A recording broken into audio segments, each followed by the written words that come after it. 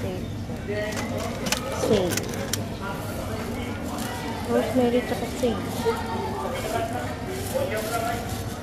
Yung binili ko kanina, rosemary at tsaka sage.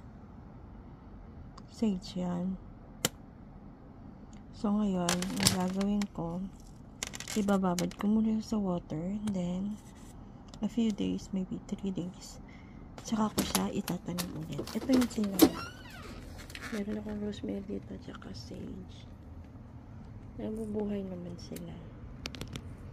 Gagawa ulit ako kasi may nag-sale. So, hello guys. So, ayun na nga nila.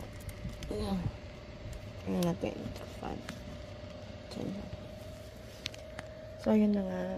Ito yung binili ko kanina sa recycled. Ito, made from France. Hindi pa siya nagagamit. Ang dahil pa yung stickers na. Ayan. Dapat madami ako sa kanina kaso napagod na ako. Ayan. Ay, babasagin na naman yung anak ko doon sa Pinas.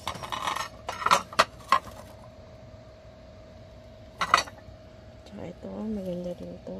Pwede kong lagay ng crystals. Ito, maganda yung lagay ng crystals. Thinking this is handmade. Ito handmade. Ayan, dyan ang bowl. Tsaka ito yun.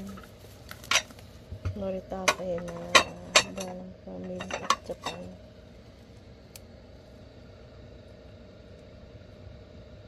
Ayan. Babasagin na naman ng anak ko. Labas na yung plato ko sa kabasag nila. Ito. Tapos, ayun. Babalot ko siya para hindi mabasag. And before that, mag-incense muna tayo. Ayan. So, sign natin sila. Thank you. And here's ko. I cleanse you. I am your new owner. All the negative, bad vibes lang. Bye.